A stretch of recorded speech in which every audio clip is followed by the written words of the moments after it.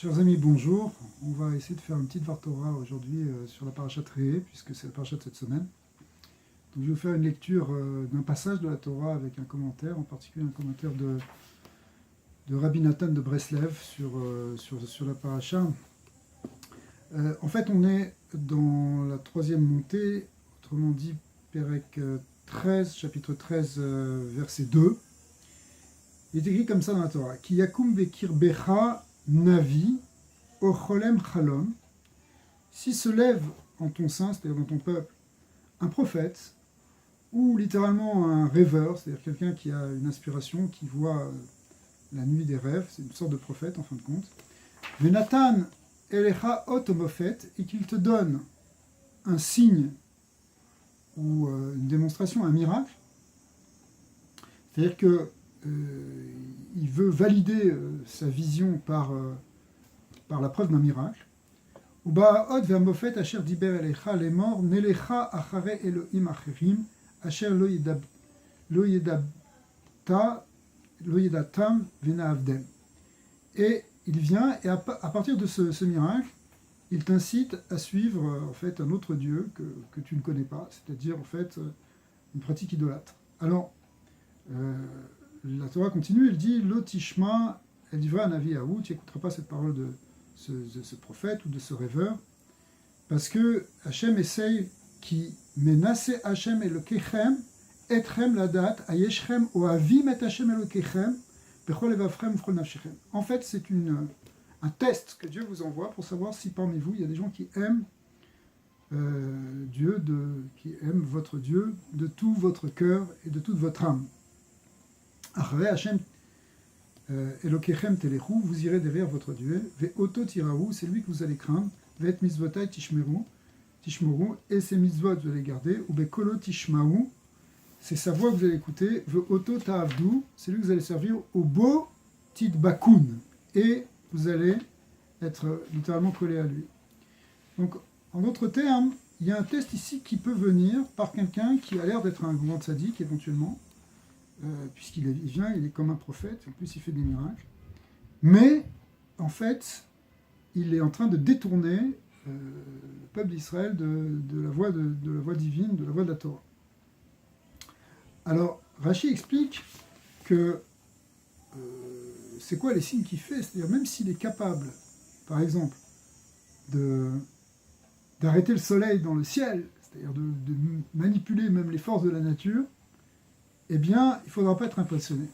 Ça, c'est très fort. C'est-à-dire qu'on voit quelqu'un qui vient comme un grand sadique, qui a l'air d'être inspiré, qui connaît beaucoup de Torah, qui est profond, qui fait des miracles même extraordinaires. Les miracles qui se sont passés à l'époque de Josué, lorsqu'il poursuivait les Canaanim et que le soleil s'est arrêté dans le ciel pour permettre de finir la guerre. Eh bien, même s'il y a le même type de miracles qui s'accomplissent, c'est pas là-dessus qu'on va juger le prophète, c'est sur la voie qu'il va prendre, pas sur les miracles qu'il fait, mais sur sa capacité à garder la Torah, ou au contraire, à s'en éloigner et à en éloigner le peuple. Alors ici, Rabbi Nathan dit la chose suivante. Eta beperek a nechenakin, c'est écrit dans le Talmud, Rabbi Yossi Agli Omer, Igiatora lesov da'ata shel avodat kochavim. La Torah est rentrée au fond de la pensée idolâtre. C'est-à-dire, elle est rentrée jusqu'au bout de l'autre côté, en quelque sorte. C'est-à-dire, elle nous a amenés, en fait, jusqu'au bout. Pourquoi? Les ficha natna à Torah memshalaba, she'afilu ma'amid lecha chama be'emsa rakia, al tishmalu. Pourquoi? Parce qu'on voit que, au contraire, elle nous permet de résister, ici avec ces versets, à une tentation qui viendrait de quelqu'un qui arrêterait le soleil même dans le ciel. C'est-à-dire, au Piresh Rashi, Natna Torah Mem Shalaba, Kelomar Afilu Tira Oto Navi Moshel Veose Kirtsono. Même si tu vois un Navi qui domine et qui fait selon sa volonté, Dirtiv Natan La Hot au Mofet, quelqu'un qui fait des grands miracles, Akan les Shono. Kolze shayar le'inyan ad kama vekama koa bechira magia. Alors, on arrive maintenant au point essentiel, c'est que tout ça permet en fait un véritable libre arbitre. C'est-à-dire que la confusion, elle pourrait être telle que, finalement, comment distinguer entre le vrai et le faux, entre la juste parole et la parole mensongère. Et je trouve que c'est très d'actualité parce que aujourd'hui, on entend aussi toutes sortes de choses. Il y a tellement de mensonges qui se développent dans le monde, comme dit le Talmud, qu'à la fin des temps, c'est-à-dire dans l'époque messianique dans laquelle nous sommes déjà, eh bien, chutzpah yisgeh, l'insolence et la parole mensongère et fausse et impudique va augmenter, va se développer tellement que finalement ça crée un espèce de brouhaha aujourd'hui où plus on dit quelque chose de faux, mais plus on le dit fort et plus les gens y croient. Il faut simplement avoir l'air de croire à ce qu'on dit pour que tout le monde y croit. Eh bien, en fait, on peut se retrouver dans une confusion finalement, puisque même les choses les plus aberrantes, on pourrait dire, même des choses aujourd'hui qui sont dites et qui sont pensées, et qui sont même dans le bien-pensant, qui sont finalement contre la nature humaine, qui vont à l'encontre même du bon sens de l'humanité. Mais c'est tellement dit d'une manière certaine, avec tellement d'assurance, qu'on pourrait être tenté d'y croire. D'ailleurs, beaucoup de gens y croient. C'est la même chose ici que ce faux prophète qui vient et qui dit les choses avec une telle assurance qu'il est capable même de montrer une grandeur extraordinaire. Mais en réalité, il est en train de nous amener vers quelque chose qui est une aberration, quelque chose qui va être une régression pour l'homme. Là, derrière l'idée d'Avodah Zarah, ici, d'idolâtrie, il y a l'idée de régresser dans quelque chose qui est dans le bas de l'humain, dans le côté infra-humain, et au lieu de permettre à l'homme et à l'humanité de progresser et de s'élever justement vers quelque chose de supérieur, quelque chose de transcendant, eh bien, comme il le dit avec tellement d'insistance et avec tellement de démonstration, on est tenté de le croire. Et en fait là, comment on va savoir, comment on va choisir? Eh bien, c'est justement là qu'on peut exercer notre libre arbitre, parce que quand les choses elles sont tellement évidentes, que bon, ça c'est complètement obscur, ça c'est complètement lumineux, et que ça c'est faux et ça c'est vrai, ok, on choisit le vrai. Mais lorsque le faux a l'air prend l'aspect du vrai, et que le vrai est manipulé comme quelque chose de faux, qu'on le présente comme le contraire, c'est-à-dire effectivement aujourd'hui on peut dire des choses, par exemple on peut dire des choses qui sont des vérités, qui sont des choses évidentes, et puis on peut se faire traiter de tous les noms parce que c'est plus à la mode de le dire, ou parce que ça va à l'encontre justement du mensonge qui est sur la place publique. Alors c'est justement dans ce point-là que le libre arbitre s'exerce. C'est-à-dire si les choses sont très claires entre oui et non, on va choisir oui. Mais si les choses sont équilibrées, c'est là que on va voir qui cherche. C'est ça ce que dit le verset, c'est-à-dire, en fin de compte, on va voir ce qu'il y a dans ton cœur, ce qu'il y a dans ton âme. C'est ça qui va déterminer, parce que si vraiment tu veux t'engouffrer dans une folie, finalement c'est ton choix. Donc on est placé devant une responsabilité très grande. D'ailleurs, c'est tout le sujet de cette paracha, puisque le début de la paracha nous parle de Ineni loten lefanecha et bracha vet akelala, je mets devant toi en fait deux chemins, le chemin de la bénédiction ou le chemin de la malédiction. Donc on est confronté justement à cette notion de libre arbitre, mais ce libre arbitre il peut venir ici parce que finalement le faux c'est manipulé et c'est trompé. C'est tromper en réalité les humains qui sont devant. Alors, en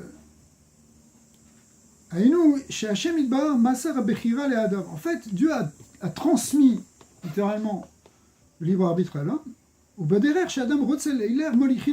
Talmud dit que là où l'homme veut aller, eh bien on l'amène. C'est-à-dire, si tu veux choisir le côté du bien, ça va s'ouvrir pour toi le bien. Et si tu vas choisir le côté du mal, ça va aussi s'ouvrir. Alors ici, il y a quelque chose qui est intéressant. C'est que, et on peut être, pour les gens qui cherchent un peu, on peut dire presque un peu d'une manière un peu mystique, parce que ça arrive aussi, de chercher comment avancer. Qu'est-ce qui se passe si on a des blocages lorsqu'on veut aller dans une certaine voie? C'est-à-dire que, par exemple, si on choisit un bon chemin, quelque chose qui nous semble être vrai, quelque chose qui est bon, quelque chose qui va vers le bien, et qu'on rencontre des difficultés. Alors, on peut rencontrer des difficultés et se dire, mais si c'est des difficultés, peut-être j'ai pas choisi le bon chemin, au contraire, je devrais m'arrêter. Ou bien, on peut se dire, non, ok, il y a des difficultés, mais il faut que je m'accroche. C'est au contraire un espèce de test de la vie parce qu'il faut vaincre des obstacles pour arriver justement à cette finalité qui est positive. Effectivement, c'est parfois comme ça, c'est-à-dire que le chemin n'est pas toujours si facile. Ce qui est intéressant, c'est que de l'autre côté aussi, quand on veut aller dans le côté négatif, il peut arriver la même chose, c'est-à-dire qu'il peut y avoir des obstacles.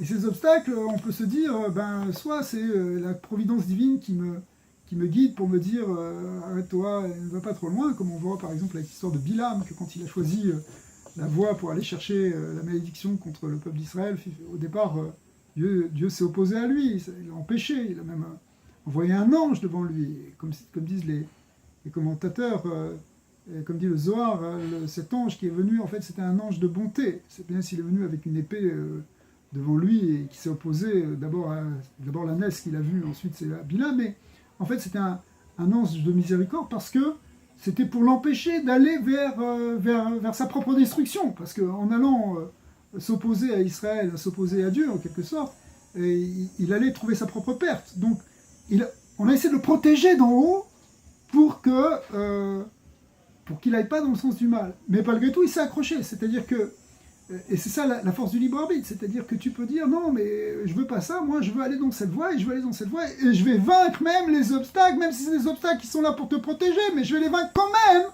pour pouvoir aller faire ce que j'ai décidé. Là où l'homme veut aller, finalement on le laisse aller. C'est pour ça qu'après Dieu lui a dit, bon écoute, si tu veux aller, vas-y, mais qu'est-ce qu'on peut faire?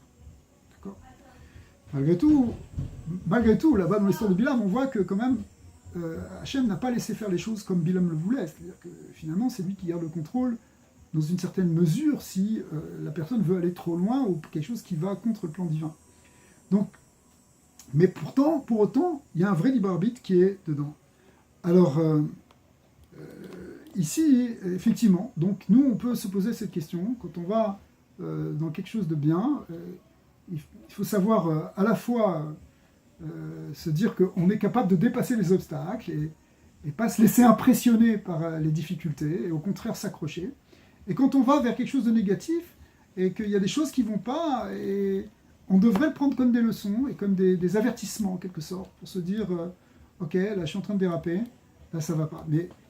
Mais encore une fois, hein, il faut se poser la question au départ, de savoir réellement quelle est la motivation de ce que je veux faire. Est-ce que c'est quelque chose qui vient du côté positif de mon âme, qui cherche la vérité, qui cherche le bien sincèrement et réellement, et qui fait une bonne analyse, et qui va chercher les bons conseils, qui va chercher les vrais enseignements que la Torah nous permet d'avoir. Hein. La Torah, c'est ce qui nous permet de nous repérer justement dans ce monde de brouhaha et dans ce monde de confusion.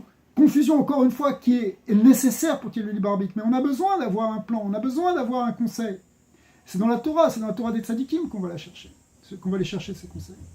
C'est dans cette sagesse, c'est uniquement dans la sagesse justement éternelle, ancienne, celle qui dépasse le mouvement de la pensée du monde qui est né il y a 5 ans, ou il y a 10 ans, ou il y a 20 ans, ou il y a 100 ans, peu importe, mais qui est de l'ordre du temporel, qui est de l'ordre de la morale qui évolue, de l'ordre des tendances et des modes et des mouvements de pensée, des idéologies qui défilent. Mais derrière tout ça, il y a une sagesse éternelle qui touche la racine de l'humanité, l'essence de l'homme, l'essence véritable du monde et du sens du monde. Et on a besoin d'aller chercher là-bas. C'est par là qu'on va avoir un certain repère. C'est pour ça que la Torah, elle est encore, et elle sera toujours d'actualité, parce qu'elle est une sagesse éternelle. C'est pas, la nature humaine n'a pas changé fondamentalement, elle est toujours la même, et on a besoin d'avoir quelque chose qui est plus grand que, si vous voulez, une espèce de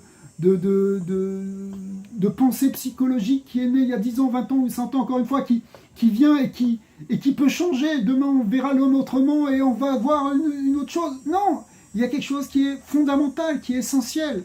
et qui ne change pas en réalité. Et ce qui change, ça peut être notre comportement, ça peut être notre...